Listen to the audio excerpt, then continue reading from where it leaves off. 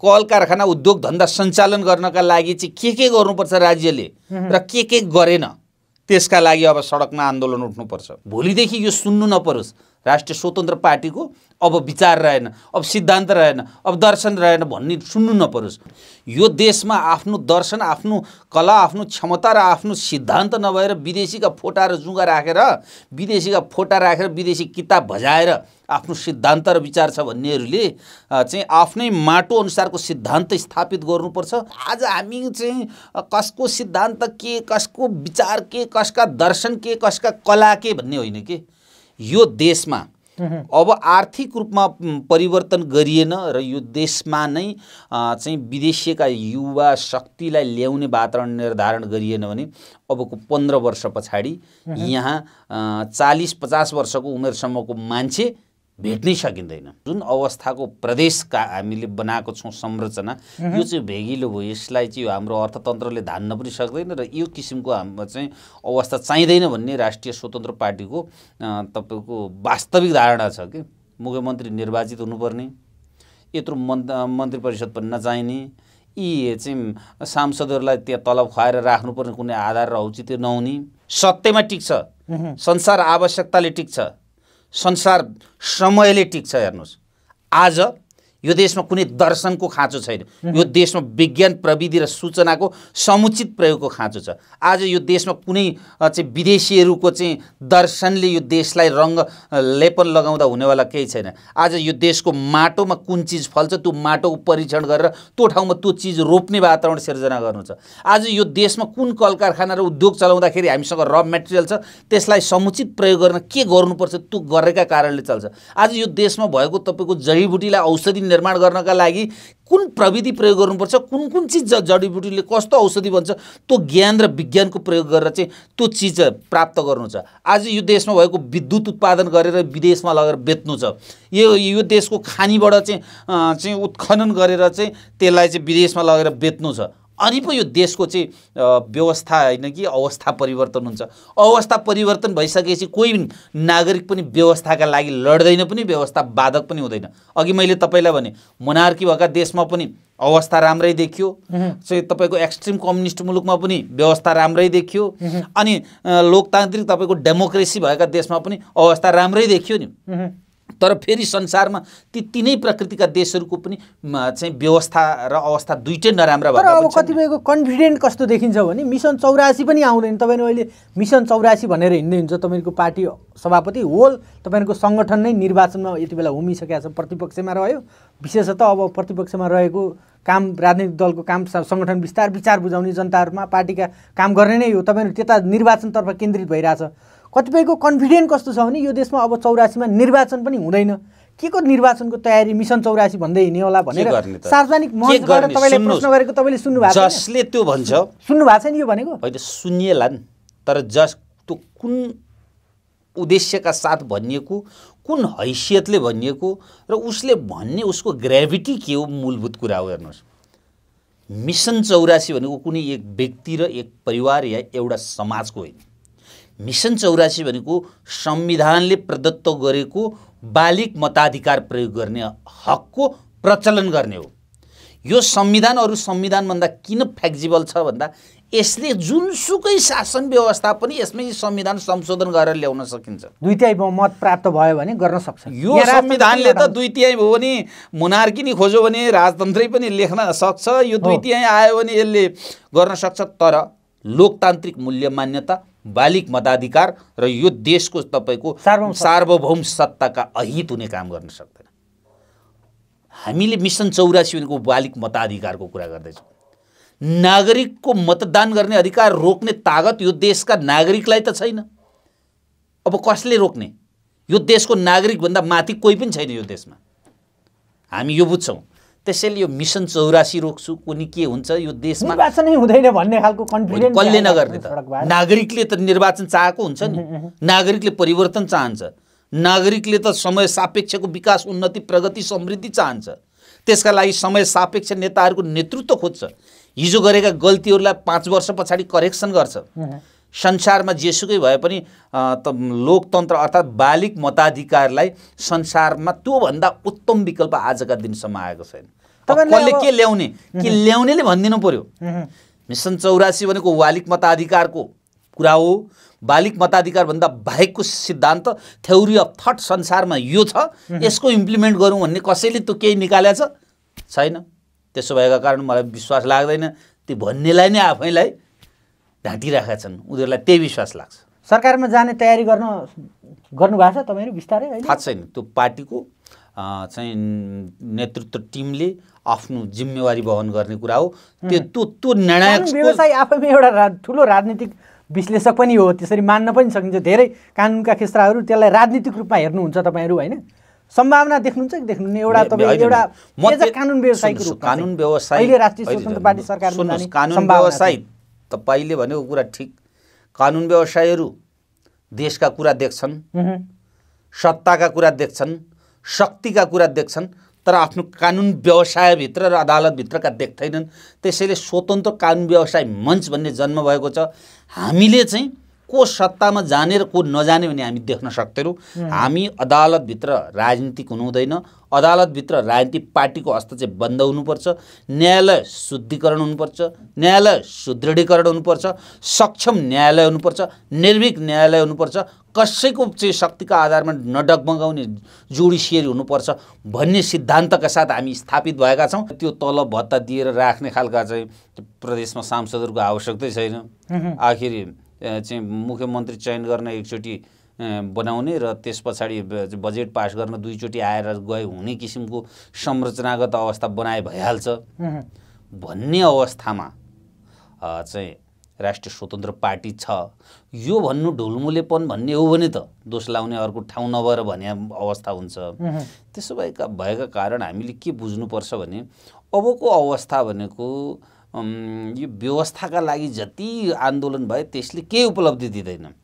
अवस्था परिवर्तन नै गर्नुपर्छ। हरेक 10 वर्ष 15 वर्षमा व्यवस्था परिवर्तन भएका गर्थे, अहिले पनि बिस्तारै गर्थे। यो देशमा काङ्ग्रेस, एमाले, माओवादी भन्नुहोस्, यिनीहरू के हो भने यही हरेक समय कालखण्डका व्यवस्थाका विरुद्धमा जन्मेका शक्ति थिए। यिनीहरूको जन्म नै व्यवस्था परिवर्तनका लागि भएकाले यिनीहरूले चाहिँ आर्थिक सामाजिक रूपमा परिवर्तन कहिल्यै पनि गर्न खोजेनन्, चाहेनन् र चाहँदा पनि यिनीहरूले गर्न सक्दैनथे। किनभने उनीहरूको जन्मकुण्डली जे छ नि त्यसैले निर्धारण गर्ने हो। हामी अझै पूर्वीय दर्शन मान्छौँ भने त जन्मकुण्डलीका आधारमा कसैको भाग्य भविष्य निर्धारण हुन्छ। स्वतन्त्र पार्टीको जन्म चाहिँ हेर्नुहोस्, फेरि के छ भने यो व्यवस्था भन्दा पनि अवस्था चाहिँ मुख्य कुरा हो भन्ने कुरा बुझेर विज्ञान प्रविधि र सूचनाको समुचित रूपमा प्रयोग गर्नका लागि जन्म भएको हामीले देख्यौँ। संसारमा एक्सट्रिम कम्युनिस्ट देशहरूले पनि मानव चाइनाकै कुरा गर्नुहुन्छ भने विकासको लहर कहाँ पुर्यायो। अब तपाईँ मोनार्कीको कुरा गर्नुहुन्छ भने बेलायत जस्ता देशहरू तपाईँको कहाँ पुगे मोनार्की हुँदाखेरि पनि। अब चाहिँ तपाईँको चाहिँ लिबरल डेमोक्रेसीको कुरा गर्नुहुन्छ भने तपाईँको चाहिँ अमेरिका कहाँ छ। त्यसो भएकाले आखिरी प्रणाली र पद्धति अर्थात् पुँजीवाद र समाजवाद अथवा राइटिस्ट र लेफ्टिस्ट या राजतन्त्र र गणतन्त्र यी नारा लगाएर देशमा परिवर्तन गर्छु भनेर मात्रै देश परिवर्तन हुने रहेनछ। देश परिवर्तन चाहिँ आर्थिक र सामरिक रूपमा देशलाई चाहिँ उन्नति र समृद्धिमा लानुपर्छ, जसको मूल आधार भनेकै त्यो देशको माटो अनुसारको जे चिज छ त्यसको समुचित प्रयोग गर्ने र अन्तर्राष्ट्रिय रूपमा भएको विज्ञान प्रविधि र सूचनालाई समुचित रूपमा प्रयोग गर्ने, अप्टिमम प्रयोग गर्ने, त्यसलाई बरु दोहन गर्ने र देशको विकास निर्माण गर्नुपर्छ भन्नका लागि राष्ट्रिय स्वतन्त्र पार्टी जन्मेको हुँदा राष्ट्रिय स्वतन्त्र पार्टीको जन्मले नै देखाइरहेको छ कि यसका यिनै सिद्धान्त हुन्। र जलेश्वरमा आज जुन चाहिँ केन्द्रीय कमिटीको र संसदहरूको बैठकले एउटा चाहिँ टुङ्गोमा पुगेको छ तिनै सिद्धान्तहरूलाई आखिर आत्मसात गरेको छ। त्यसो भएका कारण र लोकतन्त्रका मूल्य मान्यतालाई संस्थागत गर्नुपर्छ। देशमा उन्नति समृद्धि र प्रगति नै यो देशको चाहिँ मुख्य चिज हो। यसलाई बाधा गरेका चिजहरू नै यो देशका चाहिँ समस्या हुन्। त्यसैले यो देशको समस्या गरिबी हो, गरिबीसँग लड्नुपर्छ। यो देशको समस्या चाहिँ भनेको चाहिँ विकास निर्माण र उन्नति समृद्धि हो, त्यसलाई कायम गर्नुपर्छ भन्ने भइसकेपछि अब त्यो किसिमको शब्द, त्यो किसिमको भाष्य सिर्जना कसैले गर्छ भने त्यो राष्ट्रिय स्वतन्त्र पार्टीको विरुद्ध हुन्छ। त्यो यो देश र व्यवस्थाका विरुद्धको मान्छे हो, जसले यो देशलाई यही अवस्थामा माछा मारिराखेको छ। देशको अवस्था परिवर्तन भयो भने हामी अप्ठ्यारोमा पर्छौँ भन्ने शक्ति मात्रै रहन्छ। जस्तो अर्को चाहिँ धर्मनिरपेक्षताको विषय पनि अहिले आएर तपाईँहरूलाई माथि पनि होइन, अहिले होल राजनीतिकै रूपमा पनि यो धर्मनिरपेक्षताको विषय चाहिँ फेरि एकचोटि चर्चामा आइरहेको छ। त्यमा पनि तपाईँहरूलाई स्पष्ट छैन राष्ट्रिय स्वतन्त्र पार्टी धर्मनिरपेक्षतामा उसको अडान के हो, धर्मनिरपेक्षता हो अथवा धर्म सापेक्षता के हो भनेर मान्छेले प्रश्न गर्दैछन्। यसका विषयमा केही स्पष्टीकरण पार्टीबाट आउनुपर्छ। त्यो विषय पनि हेर्नुहोस्, पार्टीको सैद्धान्तिक बहस र छलफलको कुरा हो। त्यो नीतिगत रूपमा निर्णय गर्ने एउटा छुट्टै पाटो छँदैछ। महाधिवेशनमा गर्नु त्यतातर्फ मैले धेरै बोलिनँ, तर आज त्यस्ता किसिमको आवाज खास मैले सुनेको छैन। किनभने धर्म सापेक्षिक र निरपेक्षिक भन्ने अवस्थाले देशको अवस्था, नागरिकको अवस्था चाहिँ परिवर्तन हुँदैन। आजको समस्या म के देख्छु, अहिलेको गरिबी बेरोजगारीको मेन समस्या धर्मनिरपेक्षता र निरपेक्षता होइन, चाहिँ राजतन्त्र र गणतन्त्र पनि होइन। यी यस्ता कुराले गर्दाखेरि हामी अब कहाँ जाँदैछौँ भन्नुहुन्छ भने, मैले देखेको त हिजो अर्थात् द्वन्द्वकालीन समयमा साउदी, कतार, दुबई, मलेसिया गएका अर्थात् खाडी मुलुकमा गएका व्यक्तिहरूले जति खाए बादबाकी सबै कमाएर नेपाल पठाउँथे र त्यो परिवारका छोराछोरी आज चाहिँ राम्रो राम्रो स्कुल बोर्डिङमा पढेर आज उनीहरू Europe, America, Australia, Canada, Norway, Sweden, Denmark जस्ता तपाईँको विकसित मुलुकहरूमा गइरहेका छन्। तर तिनीहरूले अब नेपालमा 1 रुपियाँ पनि पैसा पठाएको छैन। उनीहरूले भएको हिजो बाउले चाहिँ खाडीबाट पठाएको सम्पत्ति अब ती देशमा बेचेर लाँदैछन् र त्यो अहिलेको त्यो पुस्ता चाहिँ जति विदेशिएको छ त्यो फिर्केर आउनेवाला देखिँदैन। यसले त अबको 15-20 वर्ष पछाडि यहाँ वृद्ध वृद्धाहरूको सहर जस्तो देखिने अवस्था छ। यहाँ त त्यतिखेर फाप्ने एउटै मात्रै के छ भने लासहरू राख्ने भण्डारण कक्षहरू मात्रै चल्ने जस्तो अवस्था देखिन्छ, ताकि विदेशमा भएका उसका परिवारलाई बोलाएर उनीहरू आउने समयसम्म कुनै पनि लासलाई तपाईँको राख्ने ठाउँ। यो अवस्थामा हामी जाँदैछौँ। त्यसैले त्यो प्रोडक्टिभ एजको मान्छे फेला परेन भने वृद्ध वृद्धाहरूको चाहिँ सहर त के हुन्छ भने खर्च र चाहिँ अनप्रोडक्टिभ चिजको सहर हुन्छ। तिनीहरूले कुनै पनि तपाईँको चाहिँ प्रोडक्टिभ चिज दिन सक्दैन। आजै देखिएको अवस्था के छ भने सक्षम, योग्य र क्षमतावान व्यक्तिहरू सबै विदेशी।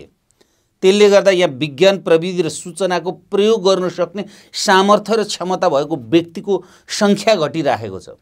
यो देशको विकराल अवस्था हो। त्यसैले अब हामीले गर्नुपर्छ के भन्दा दुईटा चिज, जे देशमा जे छ त्यसैको चाहिँ प्रयोग गर्ने हो। म हिजोको कालखण्डमा के देख्दै थिएँ भने यो देशमा फेरि अतिवादी सिद्धान्त चल्छ। कहिले कहिले अदालतले पनि चाहिने भन्दा बढी राजनीति गर्छ होला। सैद्धान्तिक रूपमा कहाँ थियो होला? एकचोटि म सम्झन्छु केपी ओलीले चुरेका ढुङ्गा बेच्छु भन्दा हाम्रो सर्वोच्च अदालतले के भनिदियो भने तिमीलाई यो ढुङ्गा बेच्ने अधिकार छैन, यसले कीट पतङ्ग मर्छ, त्यसको वासस्थान हरण हुन्छ भन्ने व्याख्या गरौँ। आखिर आज इन्डियाको एउटा हिमालयन छेउको ठाउँहरू मार्बल बेचेर चाहिँ देशको 10% आय आर्जन गरिरहेका छन्। हेर्नुहोस्, अब हामीले चुरेको ढुङ्गो जोगाएर अर्थात् भएको चिज प्रयोग नगरिकन अनि नागरिकलाई विदेशियाएर अनि देशमा चाहिँ होइन ठुलै चाहिँ कुरा गरेर मात्रै हुनेवाला केही पनि छैन। त्यसैले हामीले कृषि हेर्नुहोस्, हरेक खेत बाँझो छ, हरेक चाहिँ गाउँघरमा मान्छे छैन, हरेक व्यक्ति सहरीकरणमा छिरेको छ, तर हामीले कहिले पनि कृषिका नामका नारा लाउँछौँ। हरेक ठाउँको जमिन बाँझो नहुने वातावरण कसरी सिर्जना भन्ने नीतिगत निर्णय गर्दैनौँ। त्यस्तो चाहिँ हुनुपर्छ, छलफल यसको हुनुपर्छ। सडकमा नाराहरू यसका विरुद्ध यस्ता चाहिँ लाग्नुपर्ने। तर दोस्रो म अझै भन्छु, दोस्रो के भन्छु भने आवाज उठ्नुपर्छ, ती कुरालाई समाधान गर्नुपर्छ। तेस्रो कुरा, अब ग्लोबलाइजेसनको समयमा चाहिँ नेपाली उत्पादन र नेपाली चिज मात्रै हेरेर हुँदैन। अन्तर्राष्ट्रिय रूपमा के विज्ञान र प्रविधिले नयाँ नयाँ चिज ल्यायो, तिनीहरूलाई नेपालीपन दिएर नेपाली माटोमा ती चिजहरू कसरी उत्पादन गर्नुपर्छ। त्यसैले विज्ञान र प्रविधिकासँग सम्बन्धित व्यक्तिहरूलाई झिकाएर त्योसँग सम्बन्धित चिजहरू निर्माण गर्नुपर्छ। र चौथो कुरा, नेपालमै नागरिक बस्न सक्छ र नेपाली भूमि नै उसका लागि ठिक रहन्छ, त्यसैले विदेशी हुँदैन भन्ने जबसम्म हामी यो मानसिकता क्रिएट गर्न सक्दैनौँ, यसमा बहस हामी उठाउन सक्दैनौँ। राज्य जिम्मेवार भएर यसमा लाग्दैन, राजनीतिक पार्टीहरू जिम्मेवार भएर यसमा लाग्दैनन्। बस एका ठाउँमा बिहाएर हुनेवाला केही पनि छैन। परिणाम अन्ततः हुने के हो भने यो भुतिया सहरमा परिणत हुन्छ, यो भुतिया देशमा परिणत हुन्छ। यसलाई जोगाउनु छ हामीले। एकेमणिजी, जस्तो तपाईँले जे कुरामा बहस गर्नुपर्छ, हाम्रो प्राथमिकता यता हुनुपर्छ भनेर केही कुराहरू तपाईँले सिम्बोलिक रूपमा भन्नुभयो, साङ्केतिक रूपमा जसरी भन्नुभयो, तर नेपाली समाज, नेपालको सडक अथवा नेपालको राजनीतिक क्षेत्र त्यता गए जस्तो तपाईँलाई लागिरहेछ? सडक के कुराले तातिरहेछ? आज हिन्दू राज्य हुनु पर्यो, हामीले 62-63 मा अस्ति भर्खर जनताहरूले फालेर आन्दोलन गरेर फालेको एउटा कुनै एउटा शासन व्यवस्था फेरि फर्किनु पर्यो भनेर धेरै राजनीतिक दलहरू, नागरिक समाजका मान्छेहरू सडकमा आउन थालिरहेछन्। बस किन भइरहेछ त यो? नागरिक सडकमा आउनुको पछाडि के छ भने नागरिकले त्यो गहिराई बुझ्दैन। नागरिकले के बुझ्छ भन्दा यो लोकतन्त्रमाथि भइराखेको दमन बुझ्छ के, यो लोकतान्त्रिक चरित्रमाथि नेताहरूले देखाइराखेको चाहिँ यो मनोभावना र मनोदशाले आजित छ कि नेपाली जनसङ्ख्या। अनि उनीहरू त के हो भने यसको विकल्प त्यो हो कि भन्ने उनीहरूलाई भान हुन्छ। कसैले उचालिदिन्छ कुनै पनि कुरा। मलाई लाग्दैन म मोनार्कीको पक्षमा पनि छैन, विपक्षमा पनि छैन, किनभने त्यो राष्ट्रिय स्वतन्त्र पार्टीले उठाएको मुद्दा पनि होइन र त्यो विषयमा मैले बोल्नु पनि छैन। तर म राष्ट्रिय स्वतन्त्र पार्टीदेखि बाहेक एउटा कानुनको विद्यार्थी र मैले अन्तर्राष्ट्रिय कानुनको अध्ययनको सन्दर्भमा हेर्ने हो भने हेर्नुहोस्, र त्यसका आधारमा व्याख्या गर्ने हो भने कस्तो हुन्छ परिस्थिति भन्नुहुन्छ भने एज ए होल मान्छे मानवीय स्वभाव उस्तै उस्तै चरित्र हुन्छ। एउटा कुनै कुलमा जन्मिएको व्यक्तिसँग फरक चरित्र फरक स्वभाव हुन्छ भन्ने कुरा म मान्दिनँ। अराउन्ड 3 करोड नागरिकबाट खोजिने राष्ट्रपतिले राम्रोसँग काम नगरेका कारण कोही व्यक्तिले राजा नै ठिक थियो कि भन्ने अवस्थामा पुग्नु एउटा नागरिकको स्वाभाविक कुरा हो। तर तपाईँको रिसर्चको दृष्टिकोणले के भन्छ भने ठुलो भोल्युममा गरिएको रिसर्च चाहिँ अलि धेरै तपाईँको चाहिँ प्रभावकारी हुन्छ भन्छ। अर्थात् एउटा परिवारभित्र हेड अफ द स्टेट मात्रै खोज्ने र टोटल देशभित्रबाट हेड अफ द स्टेट खोज्ने कुन बेटर अप्सन हुन्छ भन्ने कुरा हामीले विज्ञानको रूपमा हेर्ने हो भने टोटालिटीका लागि बढी प्राथमिकता हुन्छ भन्ने मेरो बुझाइ हुन्छ। यो विज्ञानको बुझाइ हुन्छ, यो मेरो कुनै दृष्टिकोण होइन। रिसर्चको मैले चाहिँ थ्योरीको कुरा गर्दैछु। दोस्रो कुरा के हुन्छ भन्नुहुन्छ भने अब कुनै पनि देशमा मोनार्की राजतन्त्र आउँदाखेरि त्यसले शासन सत्ता सञ्चालन गर्ने होइन। जो आए पनि मानव एकछिनका लागि नेपालमै पनि राजा आउँदाखेरि पनि ल्याउनेले ल्याउँदाखेरि पनि त्यही राष्ट्रपतिका ठाउँमा सही गर्ने राजा ल्याउने हो। त्यसले नागरिकको अवस्थामा केही पनि परिवर्तन अहिले भएको यो बेरोजगारी गरिबी केही त्यसमा भुत्लो भाङ तातो पिँडालु भन्ने नेपाली उखान छ नि, केही हुनेवाला छैन। तर किन भन्दैछन् आइहाल्नु पर्यो, राजा आइहाल्नु पर्यो? एले सही गरेका ठाउँमा बीले सही गर्ने पद्धति आउँछ। के फरक पर्छ नागरिकका लागि? किन लड्नु छ यो नागरिकले त्यसका लागि? किन मर्नु छ त्यसका लागि नागरिकले? किन युद्ध रत्नु छ नागरिकले? छैन। आए पनि चाहिँ नेपाली नागरिकका लागि केही हुनेवाला होइन। जाँदाखेरि पनि नेपाली नागरिकका लागि केही गएन, राष्ट्रपति हुँदाखेरि पनि नेपाली नागरिकका लागि केही होइन। तर देखिएका राष्ट्रपतिहरूले एउटा हेड अफ द स्टेट, एउटा संविधानको संरक्षकको हैसियत निर्धारण नगरेका कारण नागरिक त्यतातर्फको आफ्नो केही आवाजहरू बाहिर देखिएका हुन्। त्यसो भएकाले राष्ट्रिय स्वतन्त्र पार्टीले अवस्था परिवर्तनको कुरा गर्छ, व्यवस्था परिवर्तनको कुरा गर्दैन। म एउटा कानुनको विद्यार्थी। अहिले तपाईँलाई गर्ने प्रश्न चाहिँ यो अवस्थाबाट व्यवस्था परिवर्तन गर्न सकिन्न, साथीहरू बाटो बिराउँदै हुनुहुन्छ भनेर तपाईँलाई आरोप चाहिँ। अहिले त तपाईँहरू अघि मैले एउटा सामान्य उदाहरण दिएँ, तपाईँहरू अहिले कतैपट्टिको पनि हुनुहुन्न। यो न मेन स्ट्रिम भनिएको पुरानो पार्टी जसले तपाईँले पुराना पार्टी भन्नुहुन्छ, काङ्ग्रेस एमाले माओवादी एउटा धारमा हिँड्दैछन्। अर्कै एउटा एक्सट्रिम लेभल छ जो त दक्षिणपन्थी धारलाई गर्छ, जो मोनार्कीको उसले वकालत गर्छ, त्यसले पनि तपाईँहरूलाई गनिरहेको यी दुईटैका धारमा बसिदिनु पर्ने भन्ने बाध्यता छ र छैन नि? यी दुईटै यो देशमा टेस्ट एन्ड फेल चिज होला नि त। तपाईँले टिक्न सक्नुहुन्छ? किन सकिँदैन? तपाईँहरू वकिल कानुन व्यवसाय, तपाईँले हामी अफ द रेकर्ड पनि अघि कुराकानी गरिरहेका थियौँ। हाम्रो पार्टीको भातृ सङ्गठन नबनाउने भयो हुनाले औपचारिक रूपमा भातृ सङ्गठनमा छैनौँ, तर म त्यही पार्टीभित्रको एउटा वकिलको वकालती पेसा गर्छु भनेर भनिदिनु। मैले यो प्रसङ्ग ठ्याक्कै किन जोड्या भने तपाईँहरूको केन्द्रीय सदस्यमा त रहनुहुन्न, तर तपाईँहरूको पार्टी एउटा जिम्मेवार तहमा हुनुहुन्छ, अनुशासन कमिटीको उपप्रमुख पनि हुनुहुन्छ। जलेश्वर मधेसमा झर्नुभयो योपालि केन्द्रीय कमिटीको बैठक।